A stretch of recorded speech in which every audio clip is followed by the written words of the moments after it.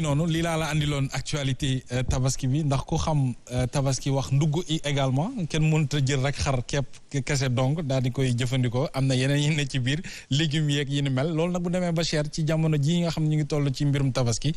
dina doy waar lool donc moo tax xam naa ne tey am nga départ bu baax maanaam loolu lay taayee jotaay bi yaag Fatou Abdou ngir mën a interpeller maître mi nga xam ne consommateurs yi ñoo ko fi tax a toog ñu di ko gërëm également ci disponibilité am kon nen ne lii laa andi woon ci actualité tabaski. di la jaajëfal yow tamit Mouhamed c'est important actualité yi nga fi indi tous les soirs xam naa suba mooy dàq comme ni nga koy waxee saa su ne alors maître peut-être foofu interroger ko très rapidement ñu gis ne que mu ngi koy wax tout à l'heure da ngay béy sa soble pour écouler ko mu nekk problème naam peut-être jënd pour redistribuer ko population nekk na solution mais je pense que est-ce que tey jii li war a am du ay solution durable yoo xamante ne dina wéy ci jamono pour justement ñu bañati am problème mu écoulé li ji seen marchandise. bi ma dégloo élément tout à l'heure dama am naxar ak gàcce naxar parce que ay pères de famille yoo xam ni dañ leen ni bay leen kaay leen bay ñu dem banque wuti xaalis leb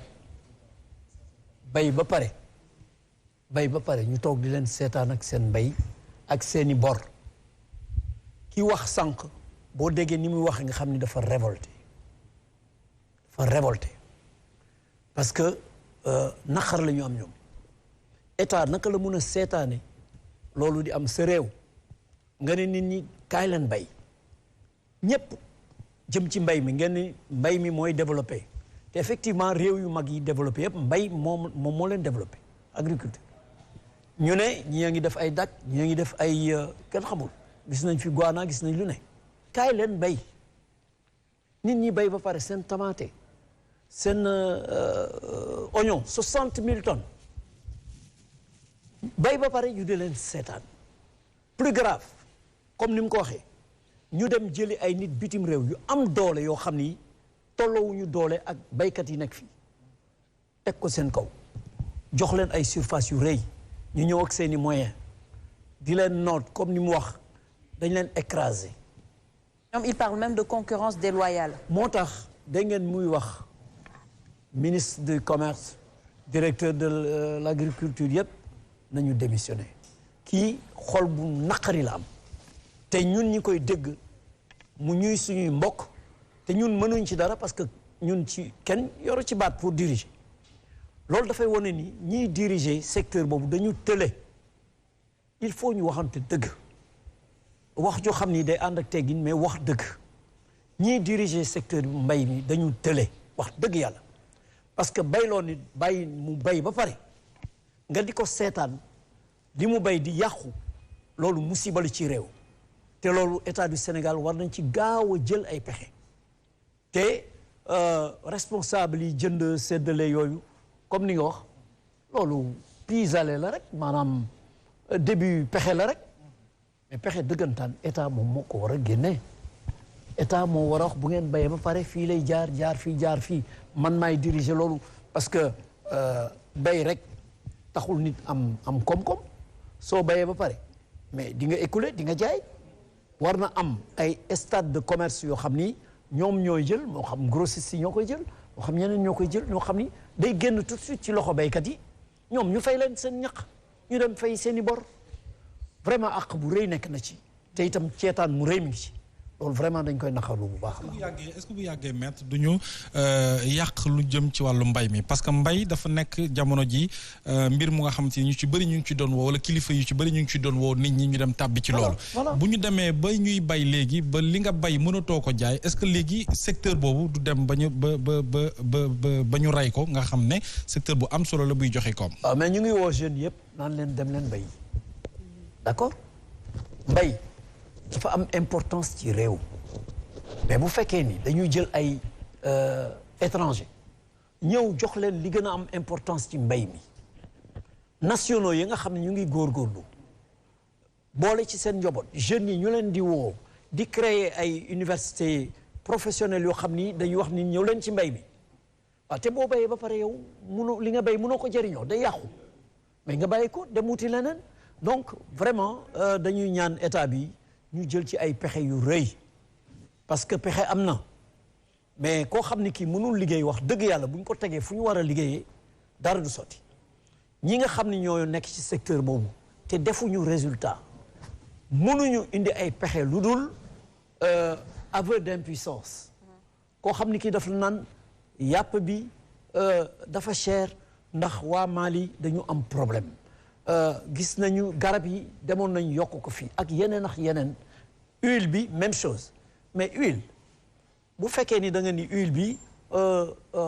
emballage yu ndaw yi moom la ñuy wàññi mais yeneen yi kenn du ko non loolu amul lépp la ñu war a denrée yu stratégique yooyu xam ne sénégalais yi tous les jours dañ koy jënd yooyu la état bi war a encadrer waruñu encadrer yii bàyyi yi wala ñu encadrer yenn parti bàyyi yenn parti diwlin mënuloo ni diwlin da nga koy surveiller di ko réguler ba pare naan diwlin bi nekk ci emballage bi moom laay réguler bi nekk ci emballage bi du ma ko réguler yooyu ay waxu caaxaan la vraiment dañu bëgg ñu jël secteur yooyu jox ko ñu xam ni wax dëgg yàlla am nañ ci ay pexe loolu la ñuy ñaan état. alors maître bu ñu jógee peut-être ci soble si ñu wax coow boo xamante ne am na puisque ñi nga xamante ne ñooy yëngu ci njaayu mburu ñi ngi dànkaafu di wax ne ku moywul daañu bank seen loxo wala dinañ dem ci tabaski boo xamante ne mburu du am parce que dafa am décret réglementation boo xamante ne état daf ko xaatimoon te joxu ko cër bokk na ci njëgu mburu mi bokk na ci poids bi ak yeneen poñ yoo xam ne ñu ngi koy jàmbat naka nga ko gisee. waaw ñun dégg nañu jaaykatu mburu yi boulanger yi suñu mbokku boulanger yi moo xam waa fédération la wala moo xam ay regroupement yu bees yi am na ñoom ñëpp li ñu bëgg mooy yokk njëgu mburu waaye yokk njëgu mburu nag dafa am fu ñu ko war a wekk mais dooni rek parce que bu njëkk dañ doon wax farine bi moo yokku il faut ñu yokk mburu bi or farine bi li ci yokku atteindreul niveau bi nga xam ne niveau minimum la boo xam ne bi état bi daf ko fixé woon damay joxe benn exemple buñ nee farine prix bi gën a kawe 16000 la le sac actuellement mu nekk ci 15000 ñii di jaayee 15500 ainsi de suite mais ñii jaayee 15000 bu ñu yokkee ba 15500 farine bi yokk na foofu mais taxul ñu atteindre plafond bi nga xam ne war nañu xoolaat njëgu mburu or njëgu mburu dafa yàgg ñuy wax nee nañu ñi nga xam ne ñooy jaay mburu bi boutique yi yooyu li ñu leen di fay dafa cher parce que defe naa mburu bu nekk 40 francs lañ ciy fay xëy na loolu dafa cher ci boulanger yi mais nañu toog waxtaan nañu defoon en 2017 parce que 2017 amoon na ay assises du pain ñun ñëpp ci la ñuy participer woon vraiment ñu étudier problème yëpp xam nañ leen solution moo ci nekk te solution yi ki ci jiitu mooy état réglementaire boo tegee règlement da ngay koy appliquer pour nga appliquer ko nag il faut nga am ay moyens yu ko appliquer maanaam agent yu doy et puis nga vraiment wone ni lii ku ko appliqué wul dama lay sanctionner yooyu yëpp état du ko def parce que ministère du commerce jumtuwaay yi ñu ko war a jox pour mu mën a efficace bu njëkk dafa amoon contrôle économique loolu amatul bon agent yi fi nekk vraiment jàmbaar lañ mais barewuñu amuñu ay moyens te loolu tant que defuñu ci moyen gis nañ États-Unis ak réew yu mag yëpp ministère du commerce ministère bu mag lay doon xam dañ leen di jox ay jumtukaay parce que commerce consommation ak production ak distribution yooyu yëpp ci la bokk maanaam dundu askan wi yëpp ça tourne mais bu ñu la déggee problème bi fan la ci boulanger yi la wala ci ministère du commerce bon ci ministère du commerce la maanaam ñoom ñoo secteur bi ni ñu ko war a yorewuñ ko noonu boulanger yi fu ñu toll ñu ngi bëgg a yokk mais yokk dafa am fu ñu koy wékk dafay am fondement bi mooy nañu wax structure njëg bi ñoom actuellement bu ñu jaayee ñaata la ñuy am ci mburu bi maanaam bu ñu calculer structure bi bu ñu nee ndox mi li ci dugg lii la farine bi lii la levure bi lii la ainsi de suite main d'œuvre ouvrier yi lii la mi ngi ñuy revenir baguette bu nekk 100 francs léegi bu ñu fayee distributeur ñun danañ ci am 30 francs xam nga loolu mooy structure prix bi mais ñoom nanguwuñu wax structure prix bi te état bi wàññi na TVA bi ci farine bi mais ba tey doyul parce que intermédiaire yooyu ñuy bañ jaaykatu mburu yooyu ñuy bañ boulanger yi bu ñu buggee ñu supprimer jaaykatu mburu yooyu ci boutique yeeg yooyu mais il faut ñu am kiosque yu doy affaire kiosque yi essayé woon nañ ko fii marché wul mais ñu def façon kiosque bu nekk defar mais dañu gis que doon jaay mburu au lieu mu jaay mburu rek dana jaay sardine dana jaay mayonnaise dana jaay chocolat paaka bu sal day dugg ci douche bi génn ñëw raxas loxoom sax daal di commencé dagg mburu bi di jaay bon boutique yi kii day jaay lii ba pare dagg même paaka bi mu jaay ci mburu donc setul ñëpp xam nañu setul mais boulanger yi bu fekkee dañu bëgg ñu supprimer ñu comme ni décret bi teree ñu jaay mburu ci boutique yi pour ñu appliquer ko il faut ñu teg ay points de vente yu doy ñoom commencé woon nañ ko ci temps yële passé jaay ma mburu ak yooyu initiative yu rafet woon mais matewul parce que bu fekkee ni yow da ngay génn sa kër dox 300 mètres wala 500 mètres pour soog a mën a gis benn point de vente mburu alors que actuellement da ngay ubbi sa bunt rek ñu jaay la mburu am ngay élève war nga liggéey xëy suba teel wala ngay dem à 500 mètres di seeti boulangerie wala yooyu te doyul boulangerie yi doyul mais boulangerie yi bare na mais doyul parce que yu ci bare amuñu moyens yi nga xam ne moo tax ñu war a performant boulangerie yu mag yi rek ñoo fi def chiffre d'affaires bu baax mais boulanger yu ndaw yi ñu ci bare dañoo am ay problème yéen est-ce que vous êtes impliqué parce que tey bu ñu wax jafe-jafe ci wàllu social dafa tàmbali yëngu gis nañu grève ñi nga xamante ne ñooy dawal oto yi receveur ak transporteur de bus Tata yi waa AFTU yi di jàmbat tey ci suba ñi nga xamante ne ñoo takk ay brassard yu xonk def sitting ci ñoo xamante ne daf leen waroon fekk ci salle yi pour que ñuy opérer wala ñuy faj ne ñoom duñu ko def ndax dañu leen a amal ay jafe-jafe ñii dem ci hôpitaux yi di ay consommateurs ngeen représenté leen jafe-jafe yooyu lan la yéen seen liggéey moom moo matul wala vous n'êtes pas impliqué ci yenn jafe-jafe yi nga xamante ne day am pour ngeen représenter les consommateurs dignement. alors nañu commencé ci affaire hôpital fajkat yi li nga wax moo am hôpital principal dañu def tey sitting takk ay brassard rouge kaas foofu loolu malade yi soxlawuñ ko docteurs yi soxlawuñ ko hôpital tranquillité lañ fa soxla pour mën a faj ñi nga xam dañu ñëw ak seen i métit ak seen jaaxle médecins yi war leen faj syndicalistes yi li ñu ni moom la ñuy kaas ñaari yëf la dañu wax ni agent comptable particulier bi na dem parce que arrangé wu leen du leen toppatoo défendre seeni intérêt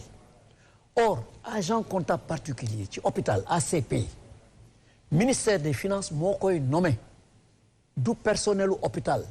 ñoo koy nommé te texte yi nga xam ne mooy régir ACP texte yu rigide la yu draconienne ba nga xam ne agent comptable particulier dafay joxe caution financière pour garantir responsabilité donc kooku du def rek lu neex nit day def li mu war a def li ko règlement wax loolu la war a def ñoom nag bu leen arrangé wul parce que dañu bëgg moom ci kaaw bii ñu ne bëgguñu mu fay leen par virement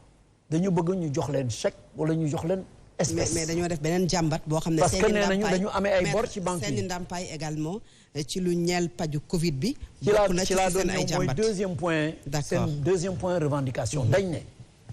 ñi nga xam ñoo nekk ci centre de traitement wu Covid bi. CTE ñooñu dañ leen ameel ay primes depuis 6 mois mais ñoom bañ nañ ko ba wax ni hôpital bi ameelul ñooñu prime. ministère de la santé moo leen ameel prime donc bu ñu naree def seen sitting pour jàppale ñooñu mais nañ dem ministère de la santé def fa sitting mais waruñu def sitting ci hôpital bi. mais sitting sa bërëbu liggéeyukaay nga ko mën def maître. déet fi ngay liggéeyee foofu nga mën a banquer sa loxo aussi. est-ce que amoon nañ yeneen alternative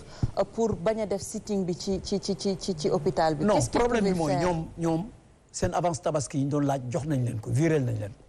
mais. dañu doon bañ ñu viréel leen dañu laaj ñu jox leen chèque wala espèce parce que daf ci am ñu amee ay bor ca banque ba xam ni virement yi bu jaaree banque dana am lu mu ci teq ñu bëgg a forcer agent comptable particulier bi mu fay leen loo xam ne lii yoon mayu ko mu bañ loolu mooy benn ñu ne nag na dem loolu est-ce que du photo état ministère de la santé yox nga ko ki nga xam ne dañu ko fa teg te dañu ko nommé te fi ñu ko nommé mooy ministère de des finances moom moo ko ministre des finances moo ko nommé ministre de la santé nommé wu kon ministre des finances moom moo ko nommé moom xaalis parce que mbiru hôpital bu ñu koy wax dañuy wax santé wax finance. voilà ndax pàcc la ak koppar guy dugg ci kaw liggéeykat yi. tout à fait. loolu bu fekkee ne am na est-ce que du loolu moom moo tax ñu réclame peut-être le départ ki nga xamante ne moom mooy gérer la comptabilité mais également su ay liggéeykat bañee seen salaire jaar ci banque bi parce que dañ leen a war a fay xaalis boo xam ne am na bor yu ñu ameloon banque bi te foofu la ko waroon retirer te fayu leen est-ce que du raison yooyu soxna si jël ngeen ko en compte. imaginez 1200 agents ñu war a defar 1200 chèques combien de temps dana lay jël loolu mooy benn ñaareel bi bu fekkee règlement bi dafa wax ne virement da ngay bind benn lettre virement rek mu dem banque ñu vireel ñëpp waaw lii nag da ngay toog di bind ay chèques 1200 chèques te bu ko ACP bi deful parce que yoon mayu ko bu ko defee responsabilité financière am lay engagé mën nañ ko ci dàq mën nañ ko ci sanctionner mais du ko def pour faire plaisir à des gens loolu jaaduwul dañu syndicat dafa am droit